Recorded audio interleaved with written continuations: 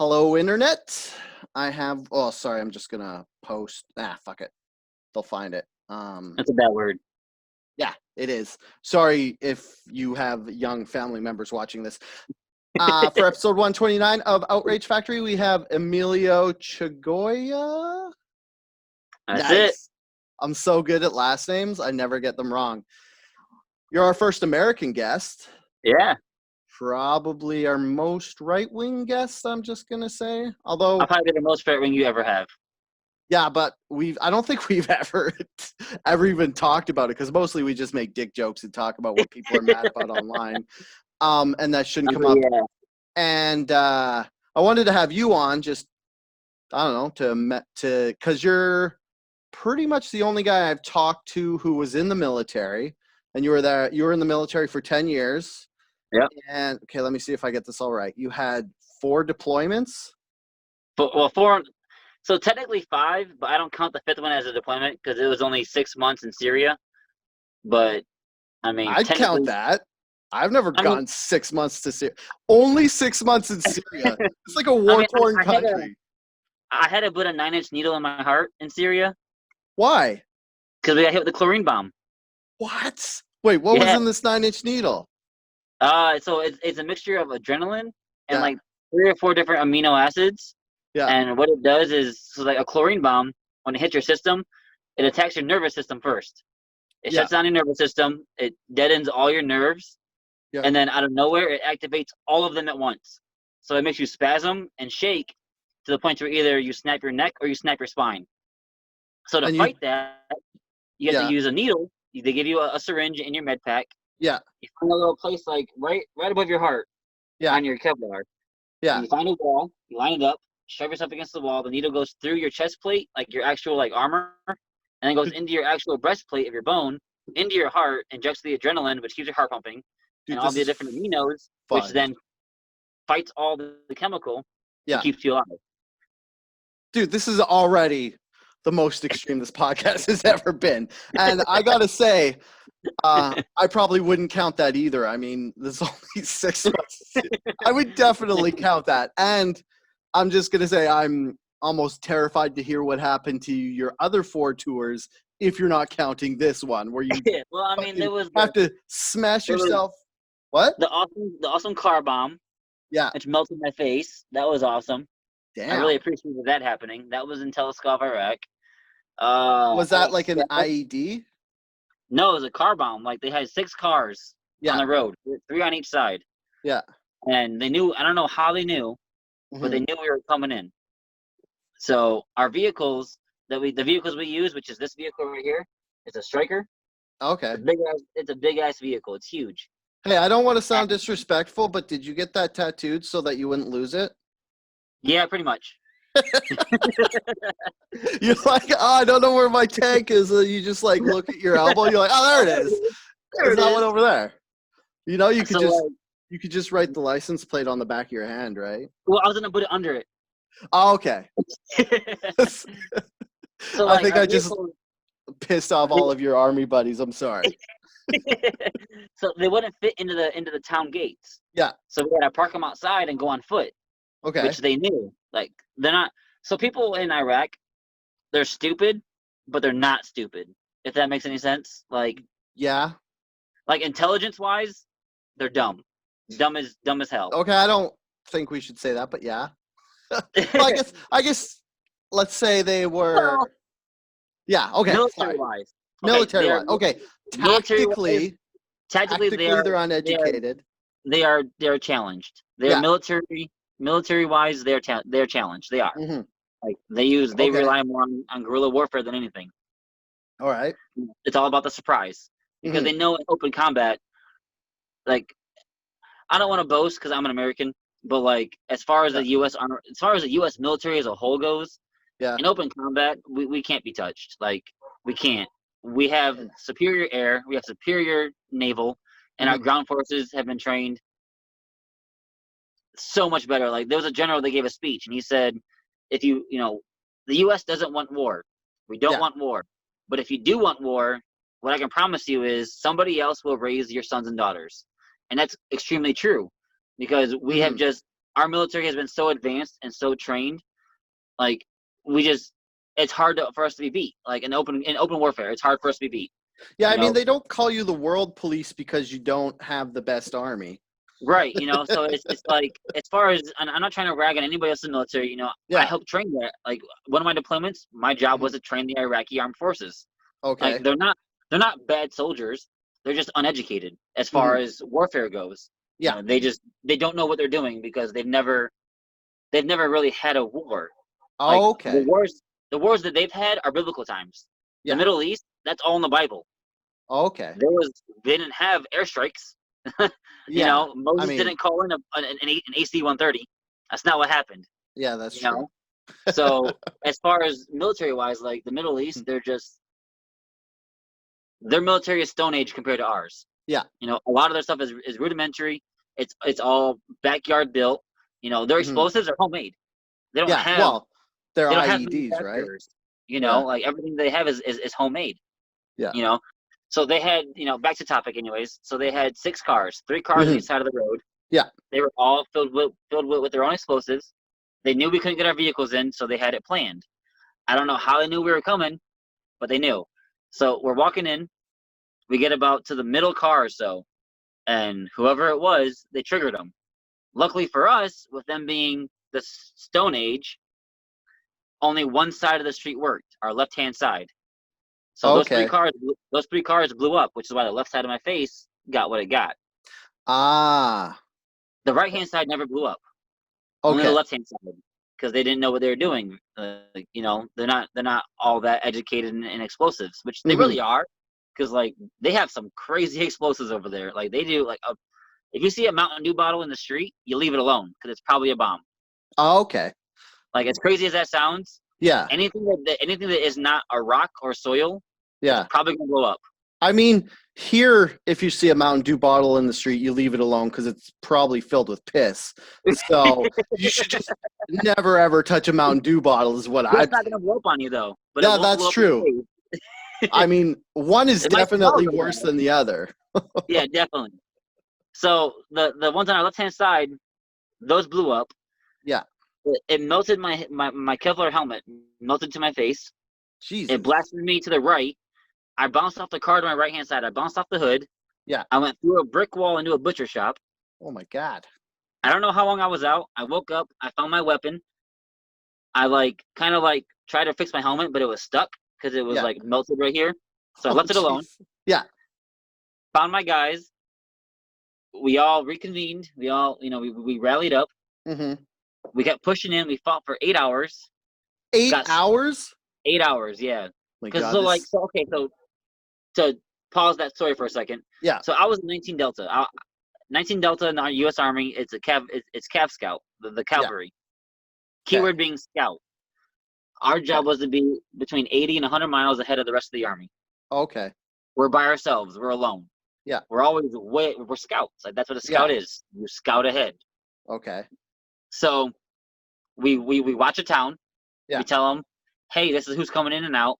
This is what they look like. This is what they have. They're bringing this in. They're taking this out.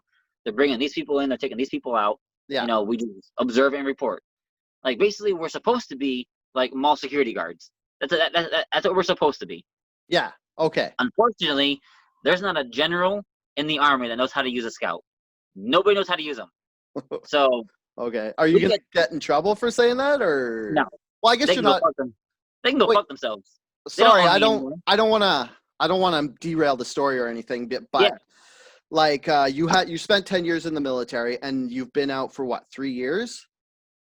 Going on 3, yeah. So now, once you're out, what's your tie there? Like, can they be like, "Hey, Emilio, we need you back. Can you come in?" Like, make the sequel to Rambo or whatever.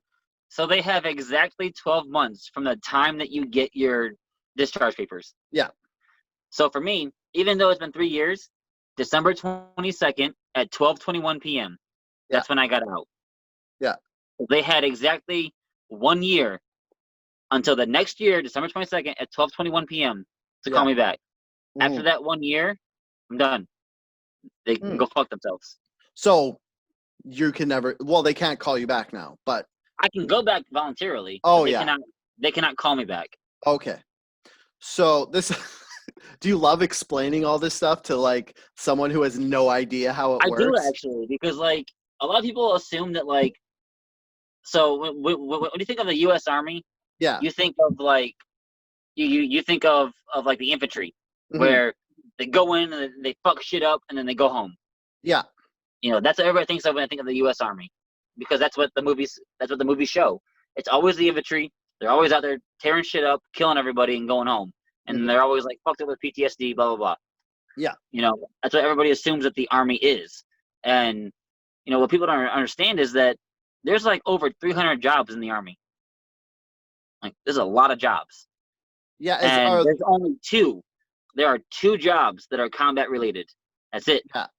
Only two. My job, which is 19 Delta, Hmm. and 13 Bravo, which is infantry. Okay. Other than that, you're the support, you're clerical, or you're some bullshit job that people say don't matter, but really it does matter, because without anybody else in the army, like I couldn't do my job. Yeah. So, sorry, I was just trying to click on something. I had a question and I lost it, which ruins everything. But I wanted to like we're still doing your intro, so let's finish. So, of like when I was asking you how it works, you told me you had 18 combatants. So does that time you got car bombed, does that count as a combatant? Yeah, Actually, that is one combat. Yeah, explain to everybody what a combat is. A combatant? Man, that combat. seems combat. Oh, so 18 instances of combat, Yeah, I guess. yeah, I don't know yeah. why it's so hard for me to say combat, but so just Just think of explain what that means, because just you think of had to just tell think of me. like think of wombat with a C. Combat. There you There you go. go. I got it. You figure after doing 129 podcasts, I know how to say actual words, but sometimes even the simple ones get hard. Yeah, it happens. So like, so to be considered combat, it has to be so. Well, either loss of life, Yeah. loss of enemy life, Hmm. or close encounter. So Okay. close encounter would consist of 100 yards or less. Jesus, like a A football football field? field. Yeah. Yeah. Okay. So I'm trying to if think I of can that if in I can metric. see the enemy if I can see the enemy with my naked eye, Yeah. and I'm firing my weapon at them, Yeah. that's a combat. Okay. So, Now, on the other hand of that though, yeah. let's say you're air support. Yeah. You're up in the sky and you're in an AC-130 and you're about to bring Hellfire down. Okay. And you've got your infrared camera, and you're just it's basically just, unfortunately, the best way to describe it is you're playing Call of Duty on a Hmm. on a TV screen. Difference is the bombs you're dropping are on real people. Okay. That's a combat still. That Yeah. person was in combat. Unfortunately for them, it's just a different degree, because like they were never really at risk. Yeah. Well, they're not really going to get shot down. Like it'd be hard Does pressed to find a country that's gonna bring down an AC-130 successfully. Yeah. Okay, so you had four, what were they? What did I say? Tours or 4 tours, yeah. and that's yeah, so that how many years or how long of a time is a tour? Is that like you go, "Hey, I want to join the So army for a tour?" What would that mean? no, so when you join the army, you join for a contract. Yeah. Depending on your job, the contract is a different length. Mhm. If you're in a combat job, like mine, it's a shorter contract. So Okay, like, yeah. so hold on, let me explain that. So every contract is 8 years. It's 8 years no matter what. Okay. Let's say you, Dale, you want to be a cook. Yeah. You want to be in the army and you want to be in the kitchen. Yeah. You're gonna have like 6 years active and 2 years reserve. Okay. For 6 years, you're gonna be out with the army doing Mhm. whatever the fuck they want you to do. Yeah. You got no life. You are owned by the government. Okay. The last 2 years, you're home, Mhm. having a regular job. The only time that you're gonna get a call is if they need you to deploy. Okay. You still gotta go to training every now and then, but like it's basically like 1 weekend a month. Yeah. So like it's the reserves. You don't really do anything. You're on the roster, but you're Mhm. EHing. If that Okay. makes sense. Wait, what did you say? Sorry? You're like, so like it's softball terms. You're on the roster still, Yeah. but you're a reserve player. Like you're somebody that needs just Okay. in case. It's like you're on the roster still. Like you're still able to play, Yeah. but you're not actually playing until somebody calls off. Okay. So like when I twist my ankle sliding into second base, someone goes in. Correct. I like Correct. how you were just telling this story about how you had your helmet melted to the side of your head, and I'm like, oh, that's like if I sprain my ankle and then I can't go anymore. You're like, yeah, Same Dale, thing. that's exactly what it's like. Same exact thing. Yep. It definitely hand in hand there for sure. I guess it's all subjective, right? Okay, so I guess I should mention Derek's not here. He's still having back problems, so I, being the nice guy I am, decided to carry the whole podcast on my own and then get probably the most violent guess I could possibly get because I don't think anybody else has been engaged with combat with anybody. I mean, I've got some pretty violent stories. Let alone let people dab their toes in. I mean, I want to hear them all. I just don't know if everybody wants to get traumatized by hearing how close you were to death every time. But I mean, honestly, like people that don't hear about it, it's hard for them to understand, what it is that we actually go through. Yeah. Like when we, so I actually had a poem published. I'm very proud of it. Okay. I never told you actually. I told Irish, and I sent it to him. But I had a I had a poem published. Hey, Emilio, I'm the guy who messes up the words here. That's my whole shtick for the podcast is I forget how to talk. So like my biggest thing is like people that don't understand what it is that we go through. It's hard for them to understand why we struggle so much when we get home. Yeah. I've seen things that would give you, a normal civilian, like your nightmares would have nightmares about my nightmares. Mm-hmm. It's like I'm not denying that. And it's really hard for people to understand that because they've never done it or they've never been around anybody that has done it. Yeah. And so it's like I've done plenty of seminars. I've done plenty of public speaking, to try and advocate for veterans because a lot of, there's a statistic out there. 22 is a big number for the military. 22. Mm-hmm. Every day, 22 veterans kill themselves. Okay. Because no matter what you do, there's an enemy that you can't see, and that's the enemy in your head. And no matter what you do, sometimes that enemy wins. And it's hard for other people, even their loved ones. My wife, for instance, or my soon-to-be ex-wife. When I had my PTSD attacks, it's like she had no idea how to handle that. And is it her fault? I mean, she's never been there. She never went through any of that. Yeah. So like, how can she help me if she has no idea what I'm doing? That's like you going to an artist and saying, "Hey, my engine blew. Fix it for me." Yeah. Like that painter's gonna have no idea what the hell you're talking about. That would actually be like someone coming to me and being like, "Fix my engine," because I don't. You know what I mean? So like, and you wouldn't be able to because Mm-hmm. you've never had to deal with that. Yeah. So like, I take every chance I can to talk about it because the more people know, the more they'll understand. And maybe next time when you see somebody struggling with that, you're not gonna be like, "Oh, that's a fucking weirdo. Leave him alone." You might say, "Hey, are you okay?" Yeah. So like, I try to take every chance I can to try and bring light to it because, as veterans, as soldiers that have seen combat, like we're very proud. Like our pride is huge. We're not gonna ask for help. We don't, because that's a weakness. If I say I need help, that means I'm weak. And the one thing the Army teaches you is you're never weak. Mm-hmm. So like it's hard for us to say, "Hey, I need help." And okay, that makes sense. And unfortunately, people like me, I've tried it myself. The gun jammed. It didn't work. And I went and got help the next day.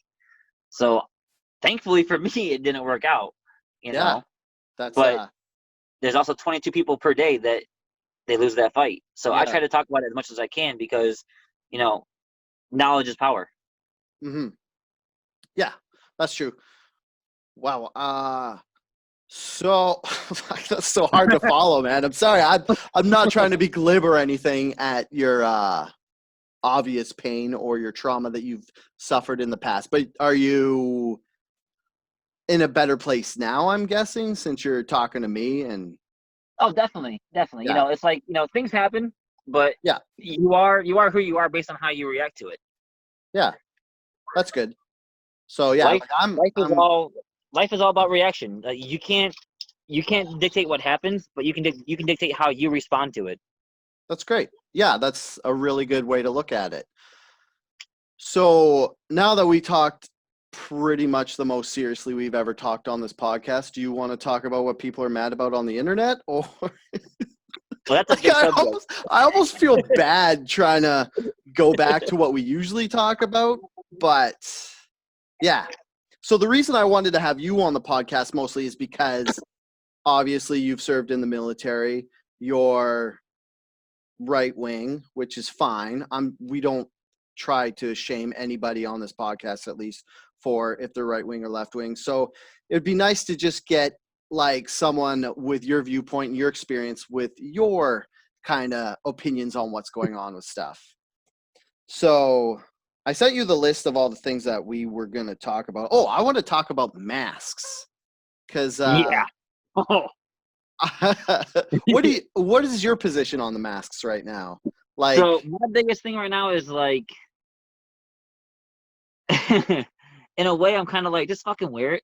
Like, get over it. Like, yeah, if I can wear a full head to toe chemical suit in the middle of Iraq where it's 130 degrees at noon, yeah, pretty sure you're gonna be okay with a piece of cloth over your face. Yeah, like, all right. I mean, exactly, right? Like, you're gonna survive it. I was gonna be like, hey, if I can weld in a mask, but your example's a lot better because I hope that's way hotter because I couldn't even imagine being that hot. But yeah, like I'm like I don't wear a mask all the time. I usually just try to stay away from everybody because honestly, it makes my face sweat. I don't want to have a sweaty and that's face. my biggest thing too. Is like, so let's say you, Dale, let's say you're like, I'm never wearing a mask. I refuse to wear a mask, right? Like, that's you. Let's just pretend that that's how you are. Yeah. So with today's world, hold on, there's noise. Hold on. Yeah. So with today's world, it's like, if you are so violently against wearing a mask, how hard is it for you to go online and order whatever the fuck you need? Yeah. Like you don't have to go. Think about it. Costco, Target, Walmart, they all offer shipping. Like, if you're against wearing a mask, order your shit online and have it delivered to your house. It'll be there in 4 days. Like, if you're that against it, like, just don't go out. Like, and the thing is, you don't need an N95 mask that filters all the air. Like, you could just get an old T-shirt and make a mask out of that. Like, everybody's like, oh, it's hard to breathe, I don't want to wear a mask. It's like, yeah, people pull their T-shirt over their nose and they're not passing out, they're fine. Like, you don't have to have this super thick, you just need something to stop the spit from leaving your mouth and landing on people. And that's the thing, people think it's like a mask doesn't stop the germs. It's not about the germs in the air. It's not about that. It's about your saliva that is coming out when you speak and when you breathe or when you sneeze. Like, exactly. It's about the things that you're projecting out of your face when you do your daily stuff. Like, you don't want that to land on other people. Like, think about this. Like, on a normal day in the normal world before all this COVID stuff happened. Yeah. Like, if I come to you and I spit in your face, you gonna be okay with that? No. And now, And now with the added risk of COVID, if I spit in your face, are you gonna be even more not okay with that? Yeah. Like, and that's all it's about. And people are like, well, it's in the U.S. anyways, it's my freedoms. Like, well, you're free to stay home too. Yeah. Well, I guess we should have talked about, you're in the U.S. right now. You live in where? Toledo, Ohio? Yeah. Yeah. Is that? Fuck, my geography's so bad. That is. I'm in like the armpit of the United States. So it's like you have the Great Lakes here, and you're kind of down and to the right a bit, left a bit. Yeah, I'm northwest of the Great Lakes. Okay. Or southwest, sorry. Yeah, I was gonna say northwest of the Great Lakes is Canada. That's where you are. Yeah, so you're pretty much right in the middle. Well, I'm way west of the Great Lakes. Well, I'm Canada. I'm talking about Canada. I'm a tiny bit east of the Pacific Ocean. That's where I am. Because I'm on the coast. Yeah, so it's funny because it's like everything we see about the States up here in Canada, we just kind of see through the social media filter and the news filter. So we don't even really know what's going on. Like, it's funny because like social media is like, it's such a crutch. Like, everybody uses it as like, it's almost like a weapon now. Like, if you say this on Facebook, you lose your job. Oh yeah, exactly. You know, it's like if I made a post on Facebook right now, because right now I work for UPS. If I made a post on Facebook saying, "I swear to God, I will never wear a mask. Anybody that tries to tell me that they can, that I need to, can go fuck themselves." Like UPS will probably fire me. They'll probably let me go. Well, UPS probably should, because I think you're supposed to wear one for UPS, are you not? Right. But what I'm saying though is like it's become like such a thing about social media. It's like people's lives are getting destroyed over like their own opinions. Dude, Like cancel culture is out of control right now. Since when was having an opinion such a crime? Yeah, and the worst part is it's gotten to the point where it's not even if you're on the internet like saying your opinion. Now there's people getting canceled for like going on the internet and agreeing with someone else and not saying their own opinion. Like so, like right now in the U.S. especially, like so Ohio is very democratic. Yeah, like they're super democratic. This is when Trump got elected the first time. That was the first time that state has voted red or Republican. Yeah, and I think they said it was like almost 80 years. Like, oh yeah, they were like, this is the first time Ohio has voted for like overall Republican in 80 years. So like that was huge. Yeah. But like overall, like our governor is Democratic. Mm-hmm. Most of our mayors are Democratic, and our senator is a Democrat. Yeah. It's like so it's very left, and that's fine. Like I don't trash anybody for their views or for their beliefs. Like you are who you are. I am who I am. But like since when did having an opinion like dictate how worthy you were as a person? Yeah, exactly. And the problem is it's like everybody's kind of doubling down with the whole identity politics where it's like even if you don't agree with stuff, you're saying you do just because like it's like part of the mask problem is somewhere along the line it became right wing to not agree with wearing a mask. So all the people who like you normally would be like just wear it, whatever. They're like, I'm not wearing this because it's encroaching on my freedom and you got to let me go wherever I want. It's like, well, no, you don't, because every business is technically private property and they're allowed to say. I actually saw a post on Facebook about that where it was like, as an American, it's your right to not wear a mask. Yeah. However, it's also that business owner's right to say, go fuck yourself. Yeah, exactly. That's exactly it. Like every business can like, except for like they're not allowed to not serve you because of the color of your skin, which is good. But the mask thing, they're totally allowed to say you're not allowed to. And right now, I don't know how it is in Canada, but at least here in my hometown, it's like the biggest thing right now is like we can't tell you to wear a mask if you tell us you have a medical condition. Yeah. And a lot of businesses are like, okay, well, then they need to carry a note from the doctor saying what their condition is. And it's like, well, that's kind of HIPAA. Like you can't really ask for somebody's medical records. So like it's kind of like a shaky line there, because like, are they asking for medical records or are they just asking for proof that you don't need to wear a mask? Like, yeah, exactly. Like, yeah, maybe they shouldn't be allowed to ask for your medical condition, but if you have a lung problem, this is the last disease you want to get. So you don't want to be out in public. Right. Like, that's my biggest thing is like, if you have a medical condition that says you can't wear a mask, then you probably can't afford to get corona. Yeah, because it's like, oh, it's hard to breathe. It's like, how much harder is it to breathe with pneumonia and blood clots in your lungs? Because that's what's going to happen. Like, choose your battle, because you're going to lose one of them. No matter what, you're going to lose one of those battles. You're not going to win them both. Okay. And that ties into what I said before. Like, if you're that against wearing a mask, online shopping is bigger than ever. Yeah. It's never been bigger. It's never been more available, and it's never been more on time. Like UPS, FedEx, the United States Postal, like they are pushing so hard to get this stuff out on time. Yeah. Where like your delivery time will say in 4 days, you get it in 2. Yeah, exactly. Just order online if you have to. Like, unless you're like me and you ordered something from China and it just fucking disappeared. Well, that's because they gotta like screen it 16 times for the corona. Yeah, I'm still bitter. I ordered something in December. I ordered a hockey jersey and it's just gone. And I'm still upset. But that's besides the point. You probably won't get that. Yeah, I was side note, how happy is the Postal Service of online delivery and stuff? Because the Postal Service, well, that's the thing, just about going broke, and now they're like, oh, they're booming money again. Yeah, they're booming. And that's the thing, like, UPS, for instance, like, that's what I know the most about UPS because I work for them. Yeah. So our numbers this year have quadrupled. That's good Like for you our guys. deliveries, like usually they hire drivers for just seasonal, like Christmas time. Yeah. They have been hiring for drivers like crazy because they need to add more routes because our deliveries have multiplied by 4 Yeah. easily.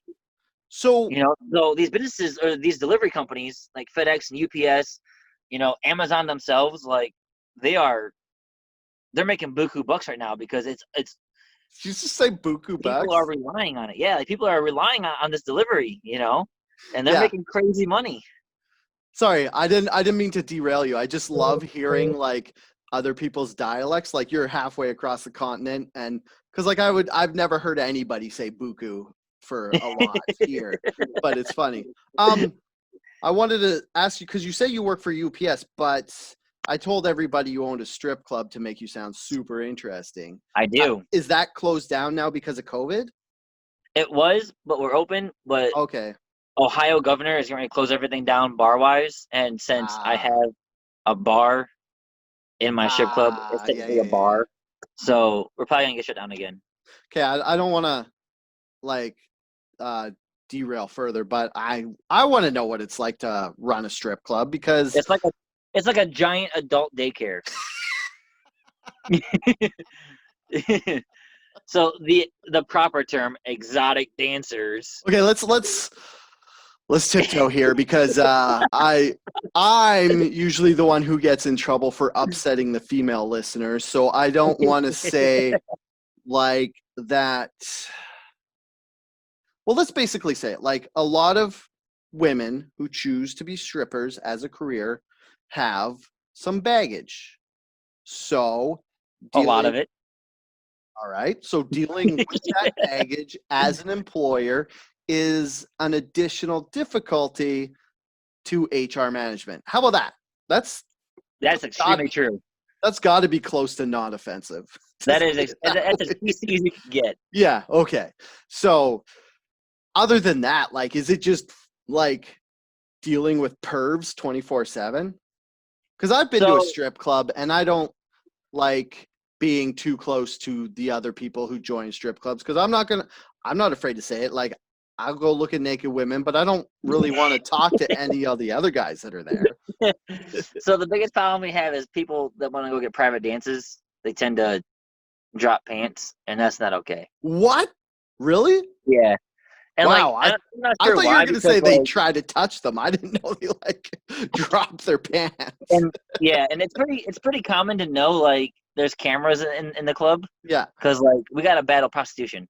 Because like the customer on one side, they're gonna get whatever they can. They're gonna try as far as they can, and they're gonna push that line as far as they possibly can. It's up to the girl. Are you saying that dudes that go to strip clubs try to take advantage of the situation?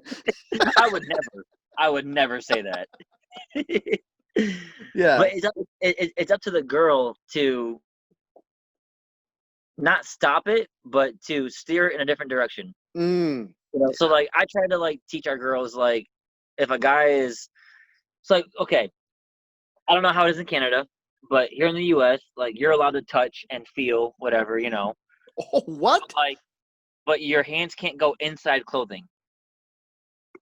So if she's wearing, not if they are, because like mine is not nude qualified. So so our girls cannot be fully nude. Sorry, I just want to stop you here because there's something different about American and Canadian strip clubs. So in Canada, since I guess we're more polite than the States, we're allowed to be fully nude and serve alcohol in strip clubs. Whereas in the States, you can either have alcohol or fully nude, right? You can't have both. Correct. You can't have both. And since you have a bar, you're not allowed to go fully nude, but you're allowed. Correct. You're allowed to go topless. With pasties, they gotta have covers. Really? So, I guess that's probably why. What the fuck's that dancing called? That was super popular like 10 years ago. Burlesque. I have no idea. So it's like they're basically burlesque dancing, but so.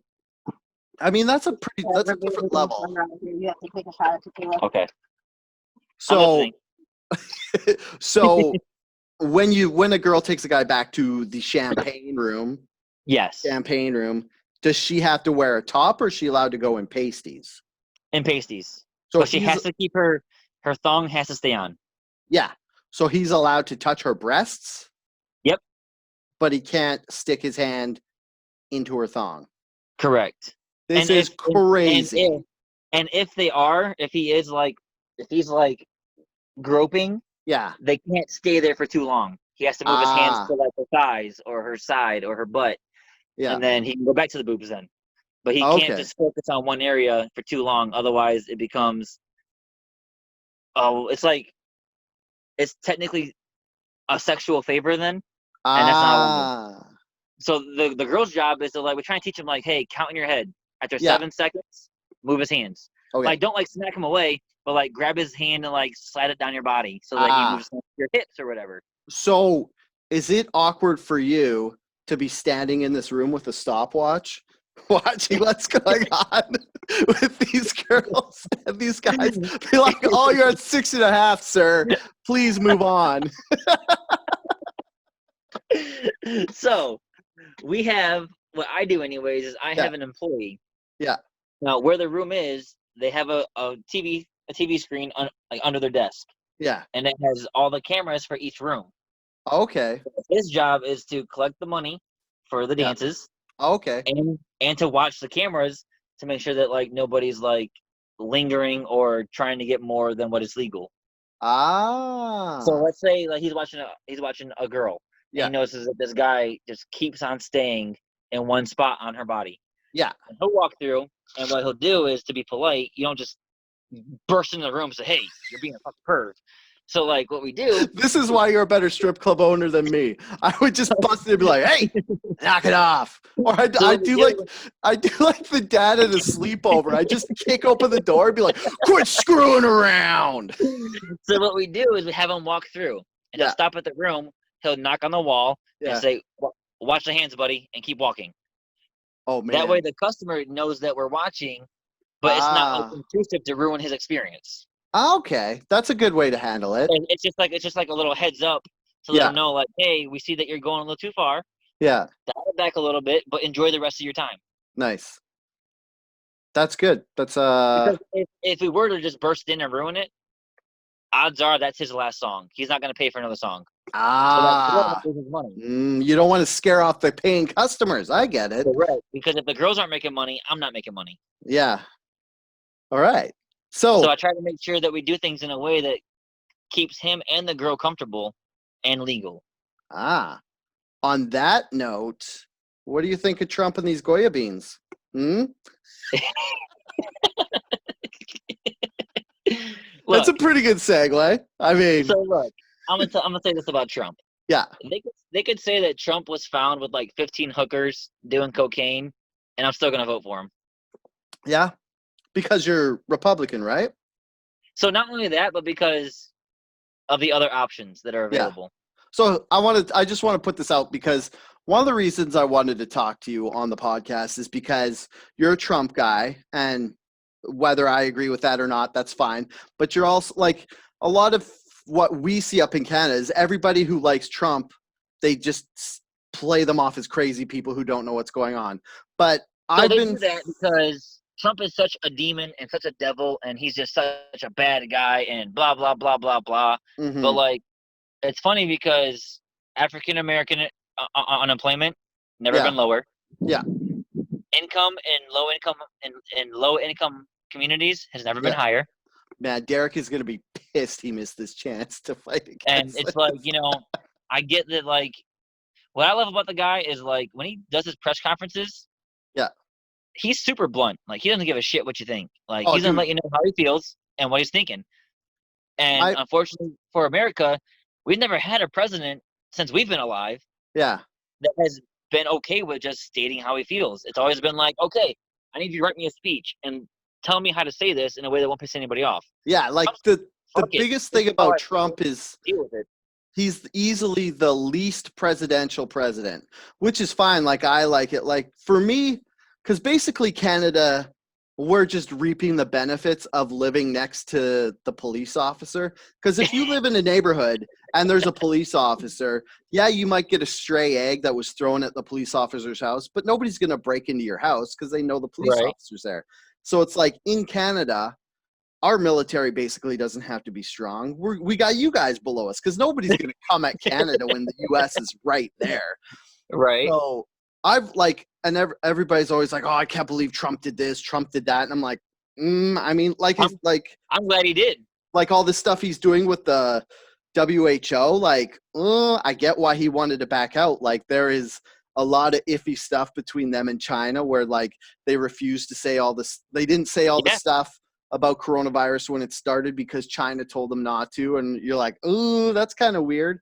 And then like it's old news now, but like how when everybody was scared that Trump was going to start World War at the beginning of the year, when Trump was going to start World War III with North Korea, like we don't even remember that. Like that was a lifetime ago now, but it was like he was basically like, if they try anything, I'll go nuts. And it's like, as Canada, we're pretty stoked because now we don't have to worry about North Korea or now China trying to do anything because they know Trump. He'll push the button. Whatever you think about him, he will not hold back. Like he will take action. This is the guy who dropped a Moab on fucking Afghanistan on that mountain, which was like, yo. I was there for that. Oh, you were? Yeah. Oh, that's badass. Like, it's funny because if you listen to the podcast that came out back then, I was all for that because he took the biggest bomb you can get that's not nuclear, so it's not going to leave fallout behind. It's literally called the mother of all bombs. Yeah, well, it's got a massive ordnance, aerial, bomb, ballistic, something. But yeah, it's like he took the biggest bomb you could get and dropped it just to like blow up this mountain. I think he only ended up killing like 2 or 3 people. Right? Is that what he did? But he killed 6. Okay. And out of the 6, 3 of them were high-ranking Al Qaeda officials. Yeah. So, and the thing is, he does stuff like that. So as Canadians, like nobody's gonna step to this guy. It's good. And so, real quick, Dale, on that. But what people don't understand is when he did that, people like me, we evacuated those towns. Yeah. There were no civilians in there. Oh, okay. You know all those pictures and videos from CNN of these civilians that were bleeding and hurt and dying? Yeah. You know those pictures were from 2011 when Obama dropped bombs in Syria? Whoa. Obama didn't drop any bombs. We're not here to talk about Obama didn't institute Hellfire missiles on drones, and he didn't ramp that whole program up because Democrats Democrats don't do war. They just wait for the Republican presidents, and they just kind of wait idly by and not do anything. And so if you do some research, anybody listening, if you do some research and search those photos, it's really funny that the same faces from the Moab bombs are the same faces from 2011. Like, I find that funny because, like, what are the odds that they happen to live in 2 different countries within 6 years and just happen to be hit by 2 different bombs? I mean, that's just... Call me crazy, but they should play the lottery. Okay, so back on to the Goya beans. Another great segue. I wanted to bring this up because I saw these pictures of President Trump posing with beans. I was like, what the fuck? Why is the president posing with beans? This is stupid. Presidents aren't supposed to do it. So I look into it. And what happened was the CEO of Goya Beans said, I love Trump. He's a good bridge builder. He does all this stuff. And you're like, well, why would he say that? So I read further into it, and it's like he was at the White House. And you're like, well, why was the CEO of Goya Beans at the White House? And it turns out that the whole thing started, I got to look up the executive order. Sorry. Where is it? So the executive order, Trump makes this executive order called House Hispanic Hispanic. Why do I keep saying House? Hispanic Prosperity Initiative. There it is. There it is. Goya Beans there's no way to say this. Hispanics love beans, and Goya Beans makes a lot of beans that Hispanics make. Like, you calling me a beaner? No, I am not. What I'm saying is, what's Cortez? What's her first name? That's very leftist of you, by the way. Yeah. What's Cortez's first name? Like Aussie. as I was getting, I don't know. Yeah, anyways, Cortez, she was like, "Oh, we eat Goya beans, we love them, but now we're not. We're gonna boycott Goya beans." And you're like, "Wait, Yeah, what?" because of So Trump. yeah, so Anything pro-Trump is bad. yeah, they're gonna boycott these beans that the CEO guy said he loved because he was at the White House when the press asked him. They're like, "What do you think about Trump?" And he's like, "At the White House, everybody's around him. He's like, love him. He's a great builder and all this stuff." Which this executive order is a great, is It's a big huge. win for Hispanics. It's huge. Yeah, and so like for me, like I am a Hispanic, so like yeah, it's massive, you know, hmm like especially for people that especially for Hispanics that are, well, you're cutting out. if Hold they on. are immigrating correctly. All right, can you hear me now? Yeah, okay. Go back to when you said this is So big. I'm a Hispanic. so I'm a Hispanic. Yeah. So for me, I see it as it's really big because Hispanics that are immigrating the proper way, that are legally coming here, hmm like it's gonna help them funnel into the economy. Yeah. Like it's gonna help them feed our economy, as Yeah. opposed to illegal immigrants that are leeching off of our economy, hmm creating that deficit that we're struggling with. You know, like people always see Republicans as like build the wall, don't let Yeah. anybody in. That's not what we want. So like, and as far as me being just real quick, Yeah. as far as me being a Republican, like I'm Republican based on my beliefs. That's not how I vote. I don't vote based on the party. I Yeah. vote on who I think will do best for our country. I hmm voted for Obama. He's a Yeah. Democrat. Who did I voted Obama for that run guy. against? I can't even remember. Hillary. Well, first, it was between him and Hillary, and that was Yeah. a no, thank you. Yeah, that's a no-brainer. Yeah, I'm not voting for Hillary. Not gonna Yeah. happen. Yeah. Uh, as far who did he run against the second time? No, who did he run against for that was Republican? Because I don't remember. yeah, Who was it? I have no idea. I don't remember.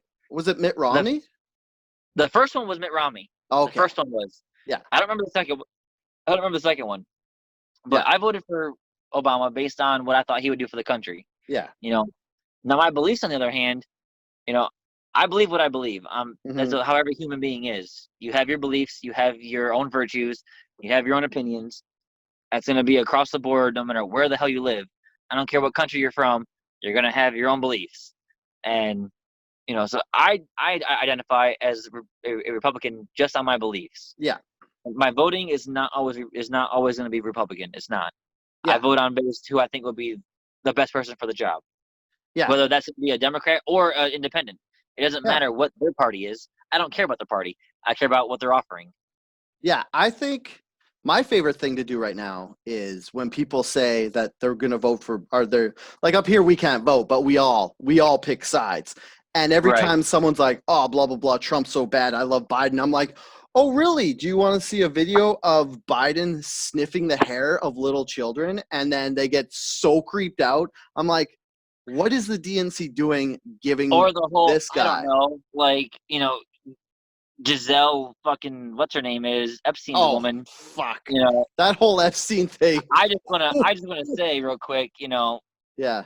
Biden's been on video going to the island. Yeah. Like, You know who wasn't you know who wasn't on video going to the island? Donald Trump. Oh, but you know what? Trump knew Epstein way back when. Don't get me started on this. I have this whole pet That is conspiracy a theory foxhole going. that goes super deep. Yeah, I have this pet conspiracy thing going that basically Trump ran for president ran in the primaries because Hillary Clinton blackmailed him to because she thought he'd be a good, easy opponent, and then he ended up winning when he wasn't supposed to. And then he ended up then, flipping 6 Democratic states. yeah, I love it. I love it. and then what was it? Oh yeah, and then now that he has had one presidential run, he's going to focus all his power on exposing the whole Epstein pedophile ring. So I feel like either that thing's going to blow wide open and everybody's going to be so crazy, or we'll never hear anything else about it. So what's funny about the whole Epstein thing, like on top of that, is like I find it hilarious that on on top of everything that's happened so far, Yeah. nobody wants to acknowledge the fact that Hillary's been found guilty. Of what? Was that on the news? For all those emails. Oh, really? She was tried, found Yeah. guilty, and now has to go back to trial to find out what's going to happen. Oh, Was that crazy. ever did you ever see that in the news? No. Of course I not. honestly Of think course it's not, because it's a, Trump is yeah. so terrible. That's all they Yeah. can talk about is how bad Trump is. But yet, Oh, all these yeah. Democrats that were part of this just they can't admit the fact that their party is so fucking shitty. Like, admit it, mother.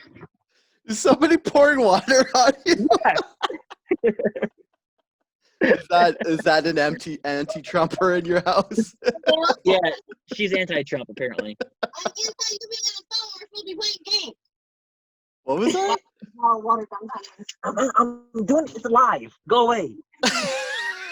Hey, I guess if you didn't think this was live before it was edited.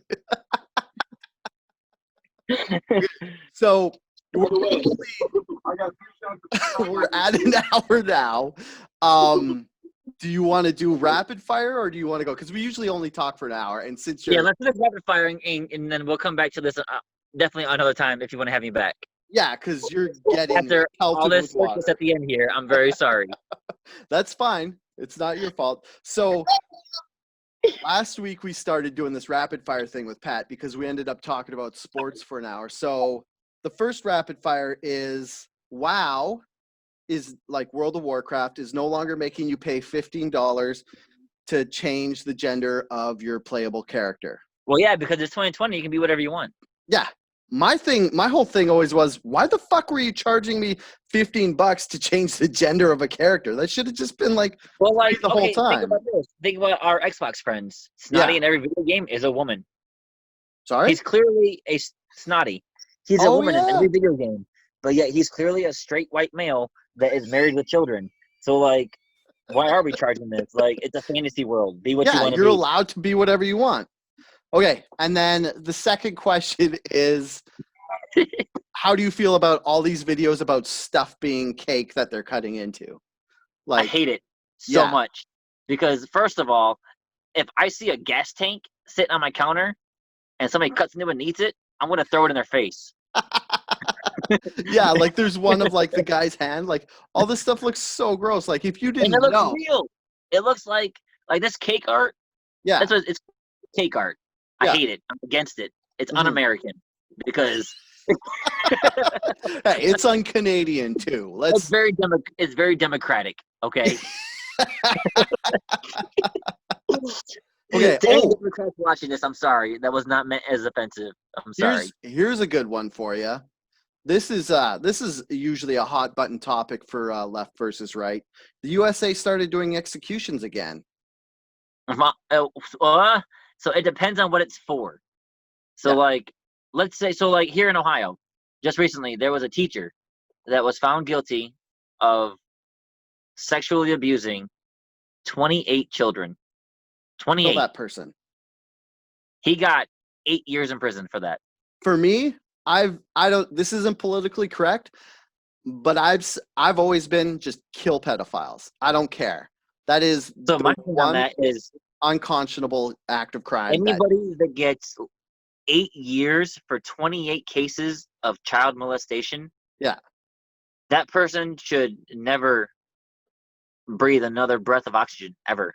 Never. Yeah, I'm with you. Never. So basically, overall, whether it's kill nobody or kill people you deem worthy of it, you're for capital punishment. I'm for it because so think about this. Let's say a 25-year-old man goes into a bank, shoots 15 people, kills all but one teller, empties the vault and leaves. That person has committed murder multiple times in one day. Yeah. It's his turn. Yeah. Sorry. No, definitely. I'm for it. However, like, if you, Dale, have gotten caught speeding 15 times and you didn't pay those tickets, I'm not going to say kill the guy. Are you from the government? Because I don't think I have 15 unpaid tickets. I know I have some, but it's not 15. What are you trying to tell me? Though, is like, so I'm for it, but I think that there should be an extreme regulation and an actual bill put out that clearly defines what is deserving of it.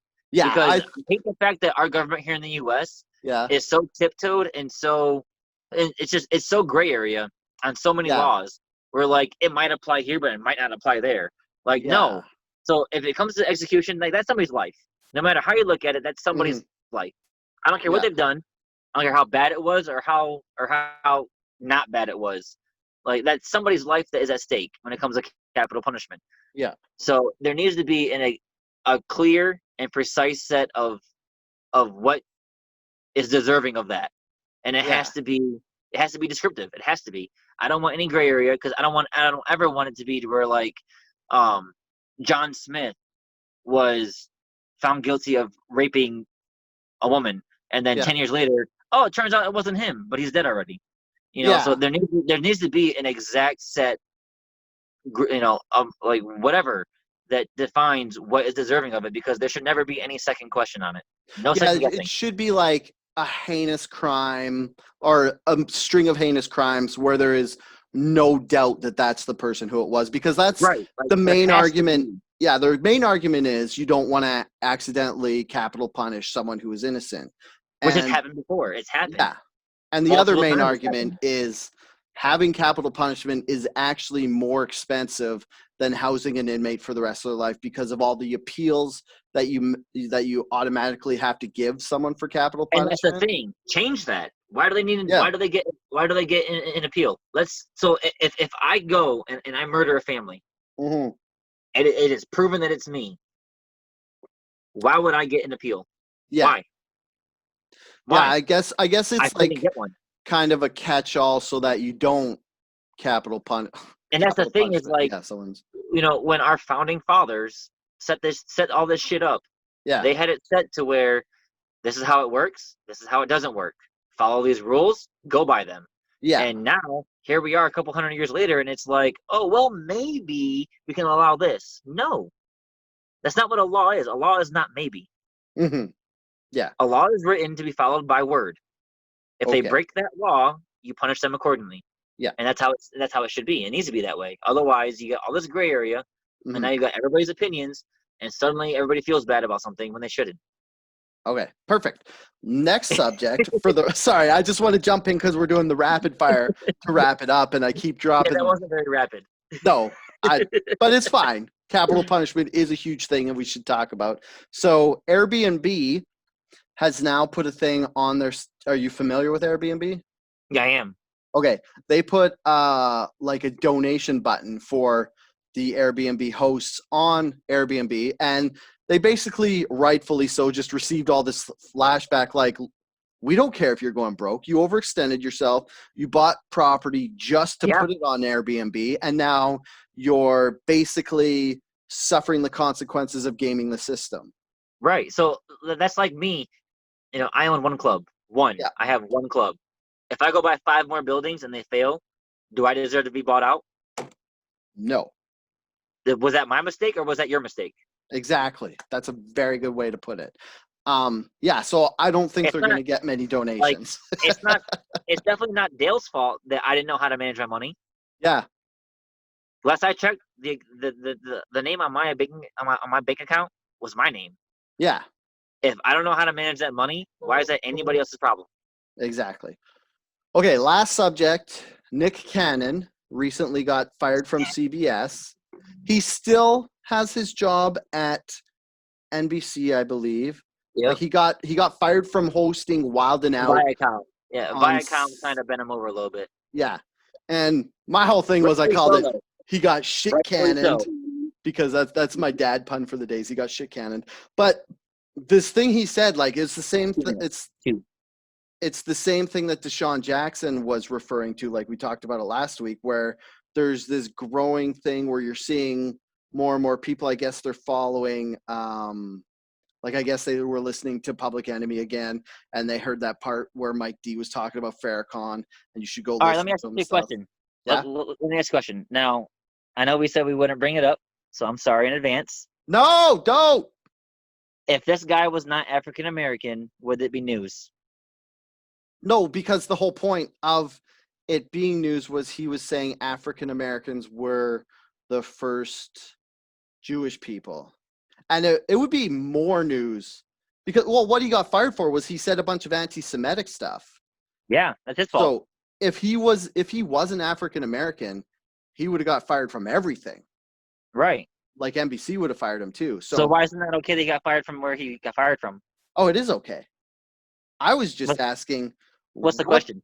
My whole question is, where is this coming from all of a sudden that there's African American people trying to say that they have, oh my God, this is so hard to explain. Basically, that Jewish people aren't, like, they're basically saying that African Americans are in the Bible. The original Jews? The original people of God. So did African Americans come from the Middle East? No. Last time I checked, Africa was not in the Middle East. No, it's not. But, like, it is wrong because, like, geographically it's wrong. But it's like, why all of a sudden in 2020 is this coming up so much? Like, there's this guy Farrakhan who's been talking about this. Because everybody believes that my feelings are more important than your feelings. Oh, that's true. So it's like so you're saying, like, now that everybody feels like they should be able to express all their feelings, that's why it's coming up now. So it's because now that I'm able to put my opinion on Facebook, if you don't like it, I now hate you. Ah, that's a good one. Yeah, wait. I put my opinion on Facebook. Do you hate me now? If I don't like it. Oh, that's true. and that's where that comes from, though. It's like that's like the beginning of this fucking show. It's like social media has gotten so big. Yeah. It's made everybody believe that their feelings are more important than anybody else's in the world. If you disagree with my feelings, I hate you. You're a bad person, and you should die and lose everything that you have. Yeah, and I think another problem is it's like it's turned everything into an echo chamber because, like, if you look at like 30 years ago when you basically had to talk to people in person and you said mean stuff to them, you would wrongfully or rightfully, you would get hit in the face or they would tell you why you're wrong and it would be dealt with. And it's either going to be an argument or there's going to be a physical altercation and one of you are going to win. Yeah. And that's going to be the end of it. And nowadays, I can type for 6 days straight. Yeah. And there's nothing you can do about it unless you block me. Yeah. And if you block me, that means I win. And another thing too is if you have all these super strong like narrow-minded opinions, people weren't going to hang out with you. So it'd be like if you're in like Toledo, Ohio, and you don't have access to the internet, and you run around saying all this stuff that nobody likes, nobody's going to hang out with you. So you're going to get lonely. So you basically self-censor your opinion to like kind of round down your personality, so you're not like obtuse and offensive to everybody. So you just become like a more mediocre person. When you were a kid, did you ever have that toy? It was a ball and had all the different shaped holes on it, and you got to fit the right shape in the right hole for it to go inside. The blue and red one, right? With the yellow. Okay. The problem is everybody's changing their shape to fit in the hole. Yeah. Why change your shape? Be who you are and get over it. Like, it's all about, like I said before, it's all about my feelings mean more than yours, Dale. Whether you like it or not, my feelings are more important than yours, no matter what they are. If you don't like it, you're a bad person. That's a good point. And that's just the way it is now. And like, unfortunately, that'll never change because social media is just going to continue to grow. Yeah. It's going to continue to be a platform, and it shouldn't even be a platform. It's not a platform. Yeah. I don't know how it became a platform, but it did. Yeah. People should just call it an app that you go on to. Yeah.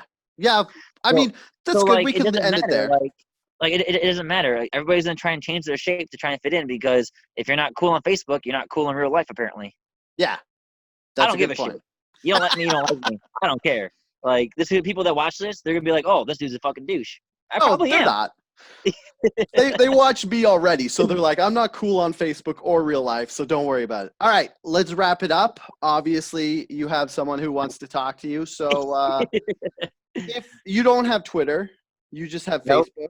So and Instagram. You don't? You have Instagram? What's your Instagram handle? That's a good question.